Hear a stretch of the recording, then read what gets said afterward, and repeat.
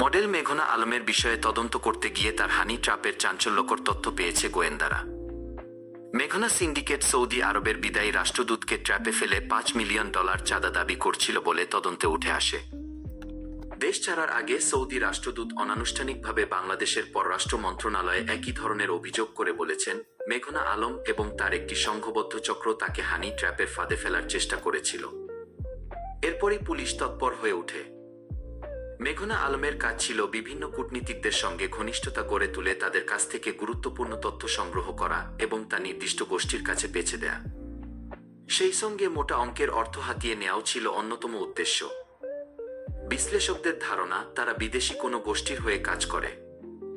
মেঘনা আলমের ঘনিষ্ঠ ব্যবসায়ী ও হানি ট্র্যাপ সিন্ডিকেটের সহযোগী মো.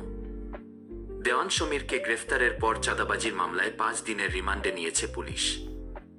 জানা গেছে, নারীদের ব্যবহার করে বিভিন্ন দেশের রাষ্ট্রদূত ও ধনাঢ্য ব্যক্তিদের কাছ থেকে টাকা আদায়ের চেষ্টা করে আসছেন আসামি দেওয়ান সমীর। তার বিরুদ্ধে সৌদি রাষ্ট্রদূতের কাছে $5 মিলিয়ন চাঁদা দাবির অভিযোগ আনা হয়েছে। ফ্যাসিস্ট আওয়ামী লীগ সরকারের বিভিন্ন হাই প্রোফাইল ব্যক্তিদের সঙ্গেও মেঘনার ঘনিষ্ঠতার কথা জানতে পেরেছে গোয়েন্দারা। আওয়ামী লীগ নেতা মোজাম্মেল হক, আব্দুল মোমেন ও ওয়াবায়দুল কাদেরের সঙ্গে ঘনিষ্ঠ ছবি ছাড়াও মোফাজ্জল হোসেন চৌধুরী মায়ের ছেলের সঙ্গে মেঘনার ঘনিষ্ঠতার তথ্য প্রমাণ এখন গোয়েন্দাদের হাতে। জানা গেছে, মেঘনা আলম সেলিব্রিটি শো এর কথা বলে রাষ্ট্রদূতসহ কূটনৈতিক পাড়ার বিভিন্ন উচ্চমহলের সঙ্গে মিশতেন। আর সেই মেশার সূত্র ধরে বিভিন্নভাবে নারী সরবরাহ ও দেহ ব্যবসার একটি নেটওয়ার্ক গড়ে তোলেন তিনি। ফলে আর্থিক সুবিধা, তথ্য পাচার, ভিসা তদবির এমনকি আদম পাচারের মতো কাজও করত মেঘনা সিন্ডিকেট। তবে বিশেষ ক্ষমতা আইন ব্যবহার করে মডেল মেঘনা আলমকে আটকের পর কারাগারে পাঠানোর ঘটনায় গভীর উদ্বেগ জানিয়েছে অ্যামনেস্টি ইন্টারন্যাশনাল।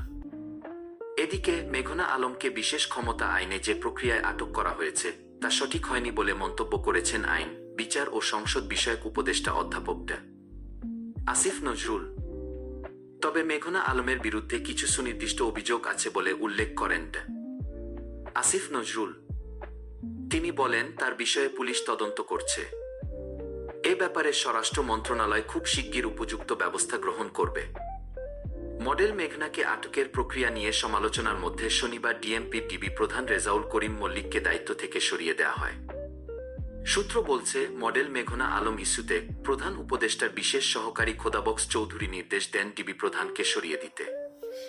তারপরই তাকে সরিয়ে দেওয়া হয়। সূত্র আরও জানায়, ডিবি প্রধান রেজাউল করিম মল্লিককে মডেল মেঘনা আলম গ্রেফতার ইস্যুতে বলি দেওয়া হয়েছে। মেঘনা আলমকে গ্রেফতারের বিষয়টি সংশ্লিষ্ট ওপর মহলের সবাই জানতেন। তবে বিষয়টি নিয়ে আন্তর্জাতিকভাবে চাপ আসার পর ডিবি প্রধান রেজাউল করিম মল্লিককে বলির পাঠা বানানো হলো। আর সরকারের পক্ষ থেকে বলা হলো, মেঘনা আলমকে বিশেষ ক্ষমতা আইনে যে প্রক্রিয়ায় আটক করা হয়েছে তা সঠিক হয়নি।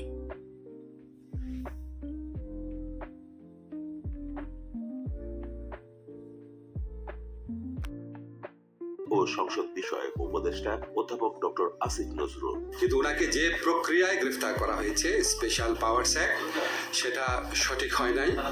মেঘনা আলমের বিরুদ্ধে সুনির্দিষ্ট অভিযোগ থাকলে ঘটনার প্রেক্ষিতে ডিএমপি থেকে তাকে গ্রেফতারের বিষয় পরিষ্কার করতে একটি বিবৃতি দেয়া হয়। সামাজিক যোগাযোগ মাধ্যমে দেয়া ডিএমপির সেই পোস্টটিও পোস্ট করেন, যেখানে তিনি মেঘনা আলমের অপকর্মের বিষয়টি এড়িয়ে গেলেও আইন শৃঙ্খলা বাহিনীর সদস্যদের বিতর্কিত করে মন্তব্য। প্রভাব বিস্তার করতে চাইলেই কি পুলিশ এভাবে কারো বাড়ির দরজা ভেঙে কাউকে এভাবে ধরে আনতে পারে? এছাড়াও মাসুদ কামাল ভিডিওর পুরোটা সময় মেঘনা আলমকে গ্রেফতারের ঘটনায় ডিবি পুলিশ ও আইন নিয়ে বিতর্কিত মন্তব্য করে মেঘনা আলমকে নির্দোষ দাবি করেছেন। কি অপরাধ তার, সেটা মেঘনা আলম